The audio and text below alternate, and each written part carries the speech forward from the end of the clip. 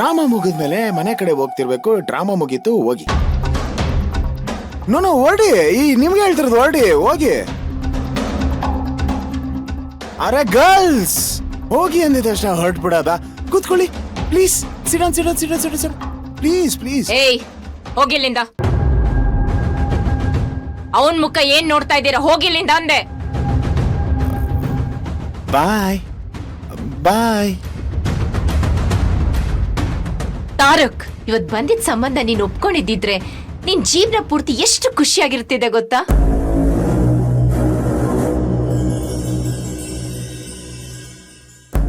ಖುಷಿ?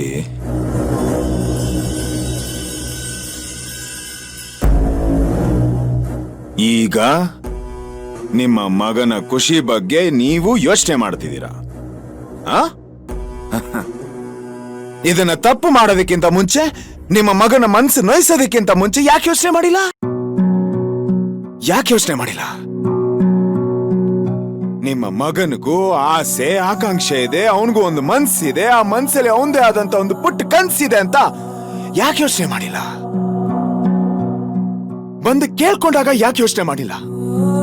ಹೆತ್ತ ತಾಯಿಯಾಗಿ ನೀವು ಅದನ್ನ ಸಪೋರ್ಟ್ ಮಾಡ್ಬೇಕಾಗಿತ್ತು, ಅದನ್ನ ಯಾಕೆ ಮಾಡ್ಲಿಲ್ಲ? ಆದ್ರೆ ನಾನ್ ಬಂದು ನಿಮ್ಮ ಹತ್ರ ಮಾತಾಡಿದಾಗ ನಿಮಗೆ ನಿಮ್ ದುಡ್ಡು, ಪ್ರತಿಷ್ಠೆ, ಗೌರವ, ಶ್ರೀಮಂತಿಕೆ ಇದೇ ಮುಖ್ಯ ಆಗಿತ್ತು. ಅವತ್ತೇ ಡಿಸೈಡ್ ಮಾಡ್ಬಿಟ್ಟಿದ್ದೆ. Cut, disconnected.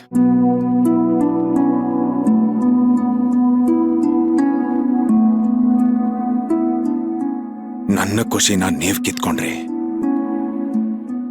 ಈಗ ನಿಮ್ಮ ಖುಷಿನ ನಾನ್ ಕಿತ್ಕೋತೀನಿ. ನನಗಿಷ್ಟ ಇಲ್ದಿರೋದನ್ನ ಮಾಡೋದಕ್ಕೆ ನೀವ್ ಹೊರಟ್ರೆ, ನಿಮಗಿಷ್ಟ ಇಲ್ದಿರೋದನ್ನ ಮಾತ್ರ ನಾನ್ ಮಾಡ್ತೀನಿ.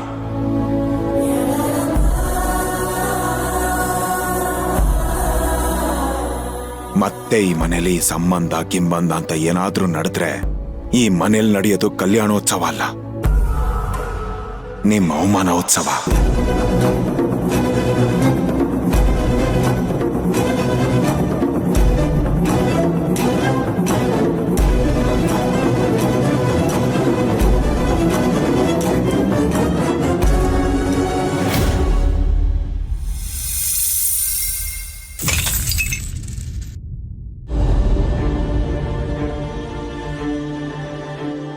ತಗೋ ಮಯೂರಿ, ಇದೆಲ್ಲ ನೀನ್ ನಂಗೆ ಕೊಟ್ಟಿರೋ ದುಡ್ಡೆ.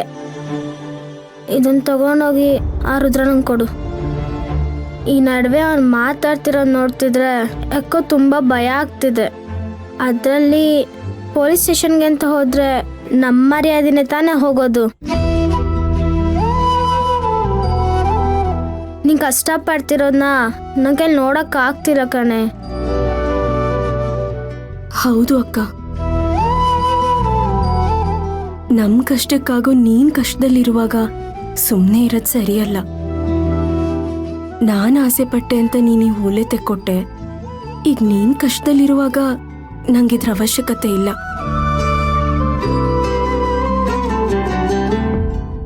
ತಗೋ ಅಕ್ಕ.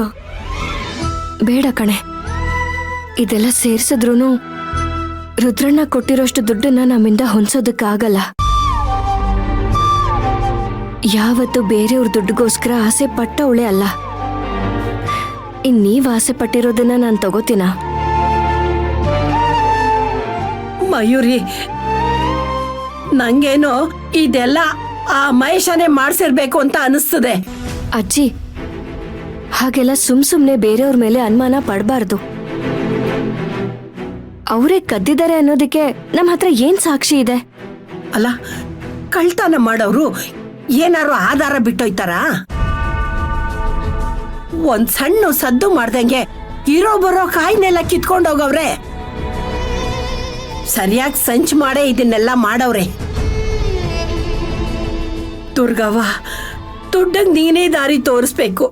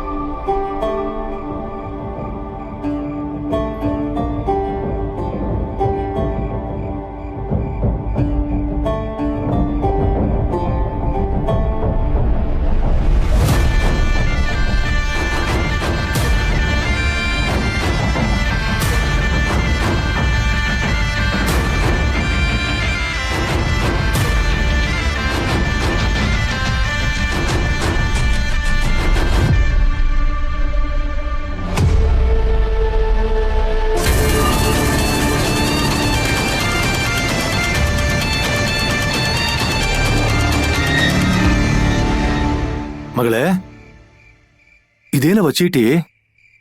ಅಪ್ಪ ಇದನ್ನೊಂದ್ಸಲ ನೋಡು. ಅಯ್ಯೋ, ಅದೆಲ್ಲ ನನ್ಗೆಲ್ ಗೊತ್ತಾಯ್ತದವ. ಅದೇನು ಅಂತ ನೀನೇ ನೋಡಿ ಹೇಳು. ಅಲ್ಲ ಅಪ್ಪ, ಇದು ಯಾರೋ ತಾಳಿ ಅಡ ಇಟ್ಟಿರೋ ರಸೀದಿ. ಯಾರೋ ಇಲ್ಲೇ ಬೀಳಿಸ್ಕೊಂಡು ಹೋಗಿರೋ ಹಾಗಿದೆ. ತಾಳಿ ಅಡ ಇಟ್ಟಿರೋ ರಸೀದಿನ? ಯಾರ್ದವ ಅದು? ಅದ್ಯಾರ ಹೆಸರದೆ ಅಂತ ಉಸಿ ನೋಡಿ ಹೇಳು. ತಿಪ್ಪೇಶ ಅಂತ ಇದೆಯಪ್ಪ. ತಿಪ್ಪೇಸಿ ಅಂತಲಾ? ಆ ಹೆಸರಿನವರು ನಮ್ಮೂರಲ್ಲಿ ಯಾರು ಇಲ್ವಲ್ಲವಾ? ಅಪ್ಪ ಇದು ನಮ್ಮೂರಿಂದಲ್ಲ, ಕಲ್ಲಳ್ಳಿದು. ಕಲ್ಲಳ್ಳಿ ಅಂತಲಾ? ಅದು ನಮ್ಮೂರಿಂದ ತುಂಬಾ ದೂರ ಕಣವ. ನನ್ಗೇನೋ ಈ ಕಳ್ತನ ಮಾಡಕ್ ಬಂದಿದ್ರಲ್ಲ ಅವರಲ್ಲೇ ಯಾರ್ದೋ ಒಬ್ಬಂದಿದು ಅನಿಸ್ತದೆ.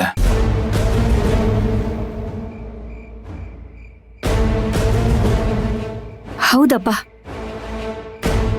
ಇದ್ದಕ್ಕಿದ್ದ ಹಾಗೆ ನಮ್ ತೋಟದಲ್ಲಿ ಕಾಯಿಗಳು ಕಳ್ತನ ಆಯ್ತು. ಸಂಬಂಧನೇ ಇಲ್ದೇ ಇರೋರು ಈ ರಸೀದಿ ಈ ನಮ್ ತೋಟದಲ್ಲಿ ಸಿಕ್ಕಿದೆ. ಇದನ್ನೆಲ್ಲ ತಾಳೆ ಹಾಕಿ ನೋಡ್ತಾ ಇದ್ರೆ ನೀನ್ ಹೇಳಿದ್ದೆ ನಿಜ ಅನ್ಸತ್ತೆ ಅಪ್ಪ.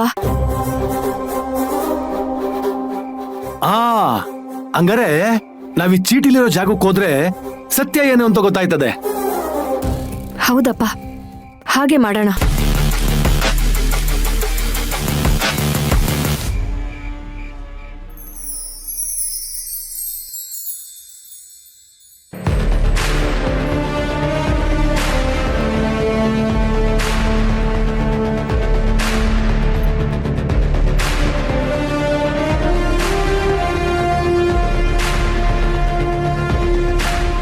ಇಲ್ಲೆಲ್ಲಿ ಅಂತ ಹುಡ್ಕದವಾ?